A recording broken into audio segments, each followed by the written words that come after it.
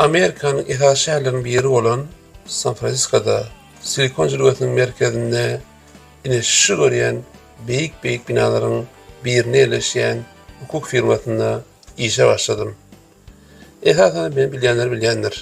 Men eýem 15 ýyldan beri Türkmenistanda öz hukuk ofisimde esasen halkara kompaniýalara hukuk hyzmat berip gelýän.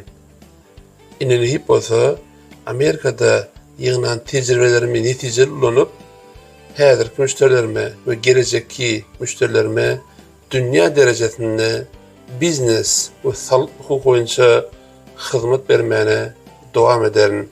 Elbetde Amerikada bolýan bu gysgawatlyk tejribe ýygyny döwründe esasen Amerikada biznes we manaşykly iş etmek isleýänlere de öz pikirlerimi, maslahatlarymı paýlaşyp bilerin.